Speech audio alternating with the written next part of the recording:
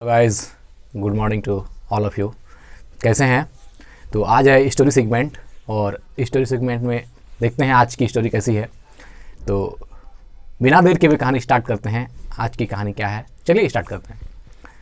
तो कहानी कुछ इस तरह है मित्र कि इसमें 3 लोगों की कहानी है। एक सेठ है और एक बढ़ई मिस्त्री है और एक लोहार की कहानी है। तो कहानी कुछ इस तरह स्टार्ट होता है कि एक जो बढ़ई है वह एक सेठ के यहाँ काम करता है, मतलब सेठ मालिक है, उसके यहाँ बढ़ई काम करता है। और बढ़ई का एक मित्र है जो लोहार है। ये कहानी है, स्टार्ट करते हैं इसको। तो क्या हुआ कि बढ़ई सेठ के यहाँ काम करता है और काम के दौरान ही जब वो उसके यहाँ काम करता है तो काम करते करते जो बढ़ई आरी चलाता है तो आरी टूट जाती है। काम हो रहा है तो आरी कमज़ोर होते जाता है। तो उसमें क्या होता है, एक बार आरी उसकी टूट जाती है, बढ़ई की आरी टूट जाती है। तो वो सेठ को बोलता है कि आज तो आरी टूट गई, आज तो अब काम हो नहीं पाएगा। तो सेठ कहता है ठीक है, अगर टूट गया तो दूसरा आरी बनवा लो। तो बढ़ई वहाँ से पैदल निकलता है। बगल के गांव में एक लोहार रहता है और वो लोहार के पास जाता है और उसको बोलता है, लोहार को जा करके, कि देखिए भाई, जो मेरा आरी टूट गया, मेरा आरी आज बना दो, जो हमको लकड़ी काटना है या हमको काम है सेठ के यहाँ। तो अपना सारा बात बताता है। तो लोहार बोलता है कि भाई बढ़ई, तुम हमको आरी दे दो, हम तुमको कल आरी नया बना करके अच्छा आरी दे देंगे, जो आज तो नहीं हो पाएगा। और बढ़ई सोचता है कि आज ही मिल जाए तो अच्छा होगा, क्योंकि काम करना आसान हो जाएगा और कुछ टाइम हो गया है तो जो शेष टाइम में हम अच्छा अपना काम निपटा लेंगे। लेकिन लोहार वो बात नहीं कहता। लोहार कहता है हम दे तो आज भी सकते हैं तुमको, लेकिन वो वाला काम जो अच्छा से तरीके से जो हम कर सकते हैं, जितना 100% अपना दे सकते हैं उसको बनाने के लिए, उतना अच्छा हम आरी तुमको अगर आज बना कर देंगे तो उतना अच्छा आरी नहीं दे पाएंगे, इसलिए तुम कल आना। तो दोनों में अच्छा देर तक बात विमर्श हुआ। तो फिर बढ़ई भी मान गया, अच्छा ठीक है तो कल ही देना। तो अगले दिन जब बढ़ई आया, फिर सुबह भी बढ़ई आया उसके यहाँ, कि लोहार भाई से बोला कि भाई अब मेरा आरी दे दो। तो लोहार ने उसको आरी बना करके रखा था, वो आरी निकाल करके दे दिया। और आरी बनाने का उसने उस बढ़ई से 10 रुपये लिए। बढ़ई बहुत प्रसन्न हुआ, क्योंकि लोहार ने इतना सुंदर आरी बनाया था कि उतना सुंदर आरी बढ़ई ने कभी देखा ही नहीं था। इतना ही ज़्यादा उसमें काम किया गया था उस आरी में कि बहुत बेहतरीन ढंग से वो आरी तैयार की गई थी। फिर बढ़ई वो आरी लिया, उसको 10 रुपया दिया और बातें की। तो उसने कहा, लोहार ने, कि देखो हम कल भी तुमको दे सकते थे, लेकिन जितना आज जो संतुष्टि तुमको देने के साथ हमको मिल रही है, वो कल अगर हमने आपको दिया होता तो वो आनंद मुझे नहीं आता।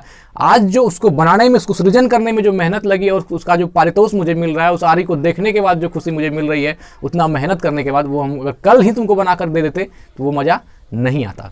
तो फिर बढ़ई भी खुश हुआ, चलो ठीक है, अपना काम पर तो लोगों को अच्छा अपना करना ही चाहिए। तो फिर उसने दे दिया।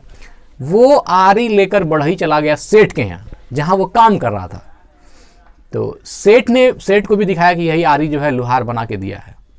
सेठ जब आरी देखा तो उसने इसका कीमत सीधा उसकी 30 रुपया 40 रुपया आंकी कि ये तो बहुत महंगा आरी है, ये तो देखने से इतना अच्छा है कि इसको जब चलाने के बाद उन्होंने चेक किया तो आरी सच में बहुत बेहतरीन बनाई गई थी।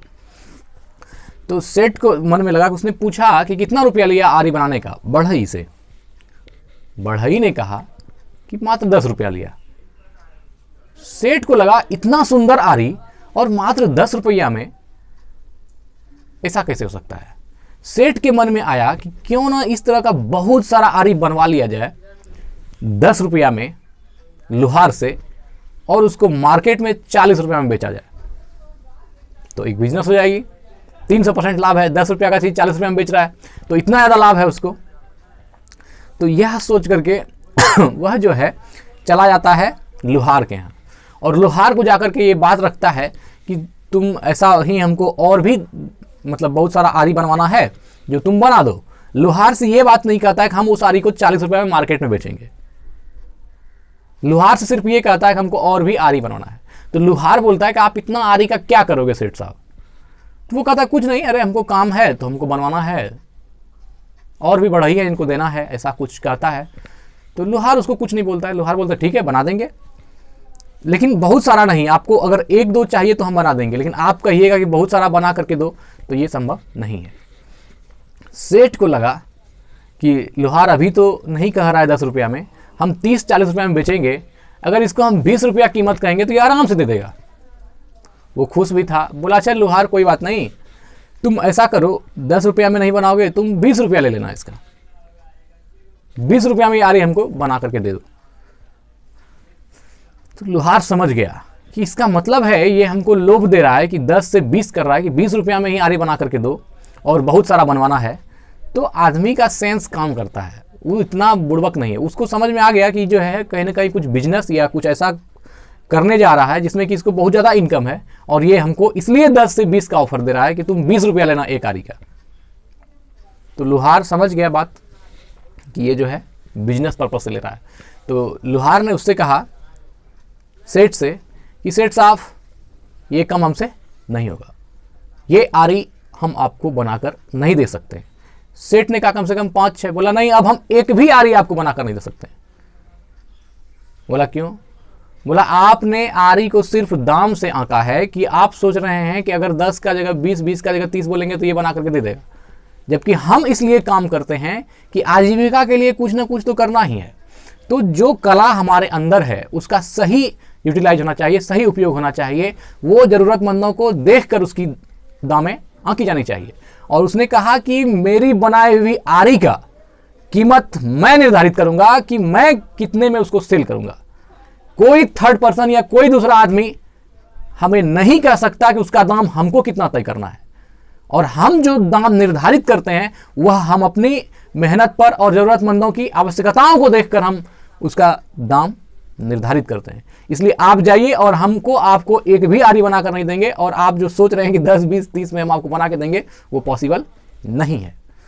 सेठ समझ गया कि इस आदमी से अब कोई भी ज़्यादा बात करना कोई भी लाभदायक नहीं है, ये डील हो ही नहीं सकता। ये जब साफ ही बोल रहा है तो नहीं, तो पहली बार सेठ को ये बात समझ में आ गई कि हर आदमी बिकाऊ नहीं होता है, हर चीज़ को आप पैसे पर नहीं खरीद सकते हैं। उसमें उस आदमी की आरी बनाने की क्षमता, उसमें उसका जो गुण है, वह आम ज़रूरतमंदों को ध्यान में रखकर अपने सिर्फ इसलिए नहीं बना रहा है कि हमको पैसा कमाना है, वह इसलिए बना रहा है कि वो चीज़ें जो हम समाज को प्रोवाइड कर रहे हैं वह उसके पीछे उसकी अच्छी विचारधारा जुड़ी हुई है। वह सिर्फ इसलिए काम नहीं कर रहा है कि हमको सिर्फ बहुत सारा पैसा बटोर लेना है, जैसा कि सेठ सोच रहा था। तो यहाँ पर सेठ को बहुत धक्का लगी। सेठ को समझ में आ गई कि एक सच्चे और ईमानदार व्यक्ति को सिर्फ दौलत से खरीदा नहीं जा सकता है। तो कहानी यही थी, और बात भी सही है कि अपने हित से आदमी जब ऊपर उठकर काम करता है तो यह सच में एक बहुत महान गुण है। और लोहार ने उसको यह बात भी समझाया इस बात को अच्छी तरह से कि हम जो काम करते हैं वह ज़रूरतमंदों के लिए करते हैं।